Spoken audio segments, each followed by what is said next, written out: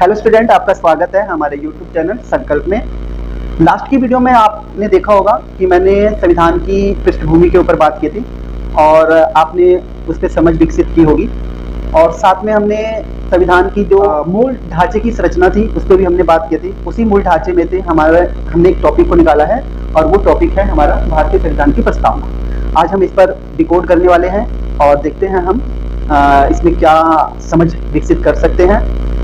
अगर हम भारतीय संविधान की प्रस्तावना की बात करें तो जो इसकी पृष्ठभूमि की अगर बात करें तो ये अंकित किया गया था, यानी इसे बनाया गया था 26 नवंबर 1949 को। ये बनकर रेडी हो गया था। ये जो संविधान की प्रस्तावना है ये हमारे प्रथम प्रधानमंत्री जवाहरलाल नेहरू जी ने लेकर आए थे और उनके लाने का मकसद यही था कि संविधान क्या है, संविधान कैसे काम करता है, संविधान की क्या रूपरेखा है, संविधान के माध्यम से राज्य व्यवस्थाएं कैसी चलती है, शासन कैसे चलता है, उसकी रूपरेखा एक झलक आपको प्रस्तावना में देखने को मिलेगी। इसलिए ये प्रस्तावना नेहरू जी ने लेकर आए थे। प्रस्तावना की अगर हम बात करें तो इसमें बहुत सारे तथ्य ऐसे हैं जो काफी लोगों की भूमिका है इसमें। और आपने अगर देखा होगा प्रस्तावना ये भी सरकारी बुक होती हैं, आप उसमें देखे होंगे 2-3 पेज के बाद आपको ये प्रस्तावना आपको देखने को मिल जाएगा जिसमें लिखा होता है हम भारत के लोग।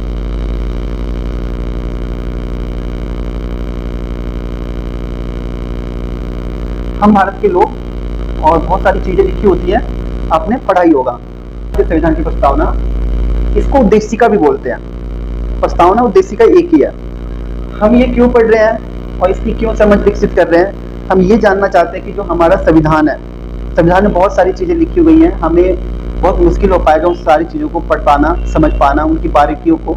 लेकिन अगर हम संक्षिप्त में समझे तो इस प्रस्तावना से हम ये थोड़ी सी समझ को हम विकसित कर सकते हैं कि हमारा संविधान क्या कहता है, संविधान के मापदंड क्या हैं, किस तरीके से हमारी राज्य व्यवस्थाएं वगैरह चलती हैं, उसका एक संक्षिप्त रूप आपके सामने प्रस्तुत कर देता है।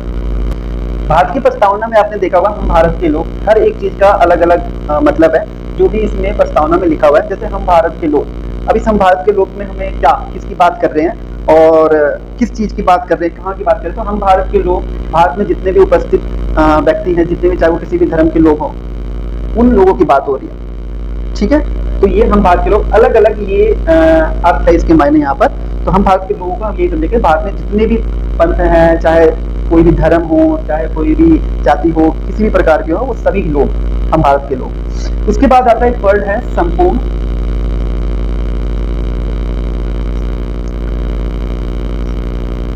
पूर्ण प्रभुत्व संपन्न, इसका भी अलग अर्थ है और इसका मतलब यही है कि इस पे सिर्फ भारत के लोगों का प्रभुत्व है, ना कि किसी बाहरी लोगों का। इसका मतलब ये है। अगर हम अलग तत्वों की बात करें तो एक और है समाजवादी।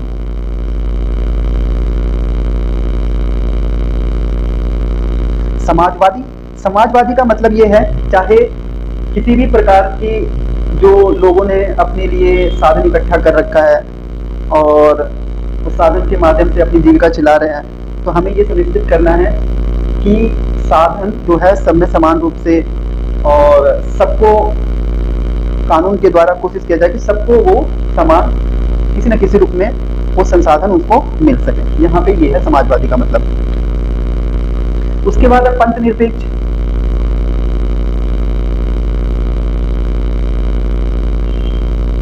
पंथ निरपेक्ष का मतलब यही होता है कि आप ये नहीं कह सकते कि भारत जो है किसी एक विशेष धर्म का देश है। आप ये नहीं कह सकते कि ये हिंदुओं के लिए देश है या मुसलमानों की संख्या ज़्यादा है तो मुसलमानों की देश है। ऐसा नहीं कह सकते, ये किसी एक का देश नहीं है। इसलिए उपस्थित जितने भी पंथ के लोग हैं, जितने भी धर्म के लोग हैं, ये देश उन सभी का है। पंथ निरपेक्ष का यहाँ पे ये मतलब होता है। उसके बाद अगर आप पढ़ोगे फिर नेक्स्ट आएगा लोकतंत्र। लोकतंत्र या लोकतात्मक भी बोलते हैं उनको। तो इसमें यही कि ये भारत जो भी ये हमारा संविधान है, सभी को यहाँ पर अपने तरीके से जीने का अधिकार है। लोकतंत्र है, अपनी बातों को रखने का अधिकार रखते हैं और अपने विचारों को आसानी से व्यक्त कर सकते हैं। इसके अलावा गणराज्य,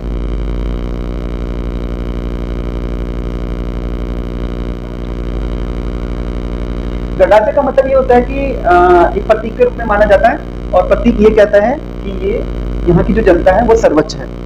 और जनता के माध्यम से ही यहाँ पे जो भी चीज़ें सरकारें बनती हैं, तो इसीलिए इसको गणराज्य घोषित किया गया है। फिर आता है न्याय।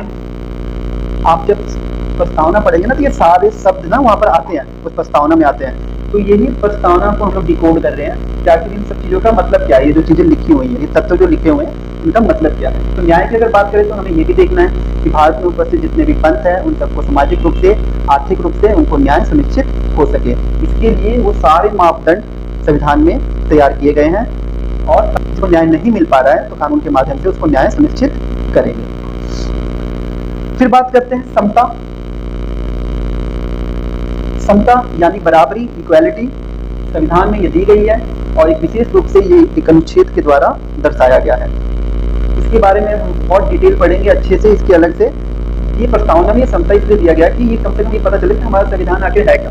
लिखित तो है, कठोर भी है, लचीला भी है, बहुत लंबा भी है, ठीक है ना। आखिर ये समता का मतलब क्या है, वो सारी चीजें उसमें अच्छे से समझा रखा है, ठीक है। फिर उसके बाद आता है राष्ट्र की एकता। राष्ट्र की एकता एवं अखंडता।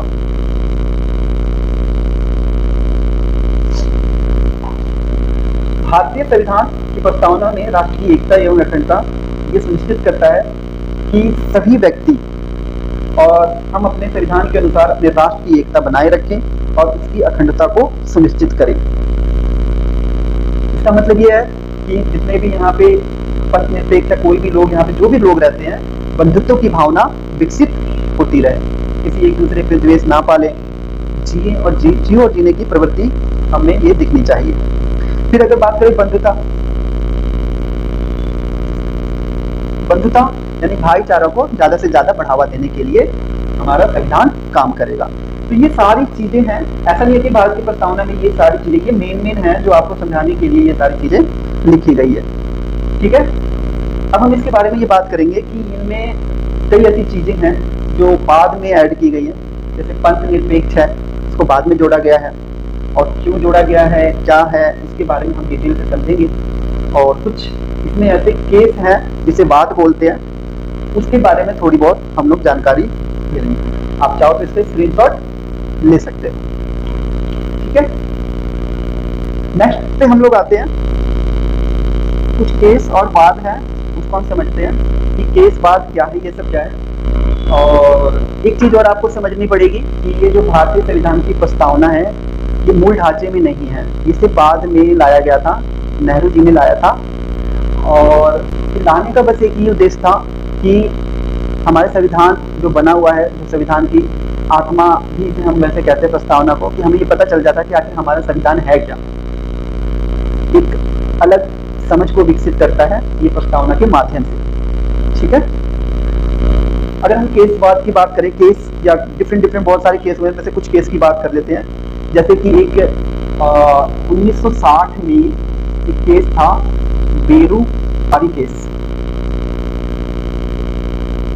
बेरूबारी केस था 1960 में। और ये केस क्या था, इस केस में ये बताया गया था कि ये जो है प्रस्तावना जो है संविधान का हिस्सा नहीं है। इसमें ये बताया गया था, 8 जजों की बेंच इस पे डिस्कस करने के लिए बैठी हुई थी, और डिस्कस करने के बाद उन्होंने बताया कि ये संविधान का हिस्सा नहीं है। तो फिर ये क्या है, फिर ये क्या है, अगर संविधान का हिस्सा नहीं है तो क्या है। तो उन्होंने बोला कि जिन्होंने संविधान बनाया ना, जो संविधान निर्माता है, ये उनके दिमाग की एक उपज है, लेकिन ये संविधान का हिस्सा नहीं है। ये एक केस बात है, ये विवाद है। फिर एक और केस आया और बहुत फेमस केस था 1973 में, केशवानंद भारती बनाम केरल राज्य के लिए।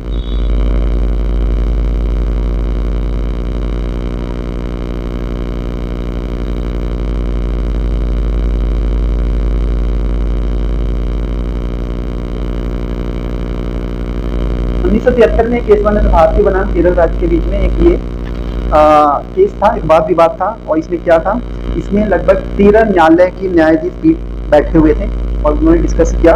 और डिस्कशन करने के बाद बताया कि जो ये प्रस्तावना है संविधान का हिस्सा है। पहले तो इसमें बताया गया था 1960 में बेरूबारी केस में, ये संविधान का हिस्सा ही नहीं है। ठीक है। लेकिन बाद में 1973 में केशवानंद भारती नाम केरल राज्य में बताया कि जो प्रस्तावना है वो संविधान का हिस्सा है। साथ में ये भी बताया कि ये हिस्सा है और ये एक मार्गदर्शन का काम करता है।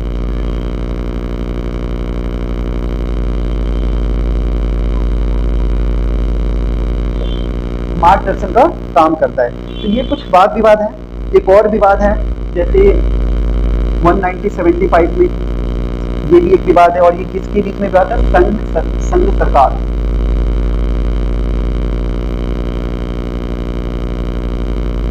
संघ सरकार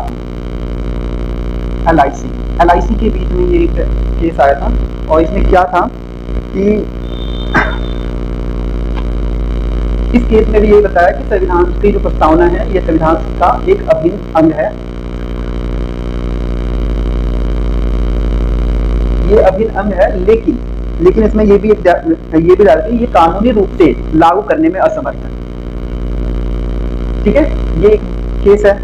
ठीक वैसे एक और है, बोम्मई बनाम भारत संघ 1994 में, ये भी एक केस था। और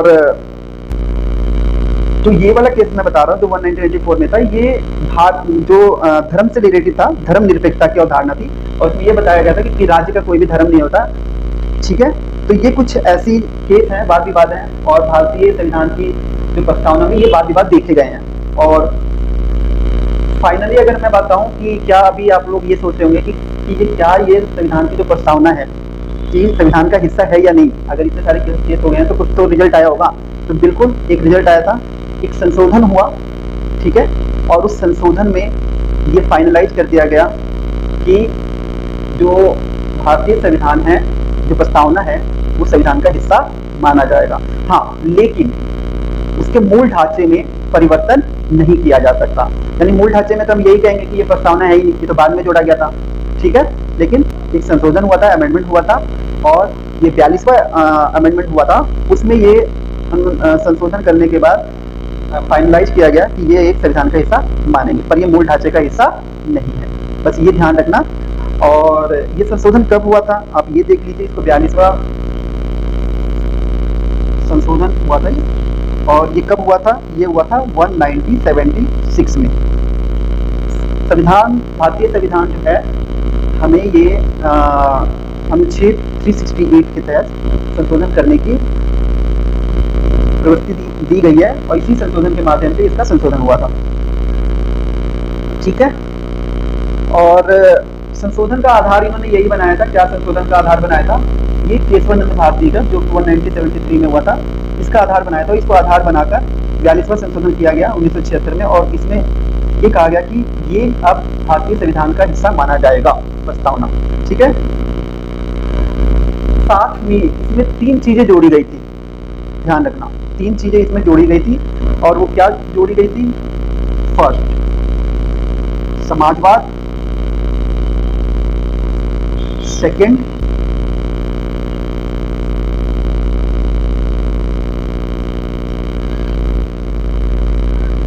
और अखंडता।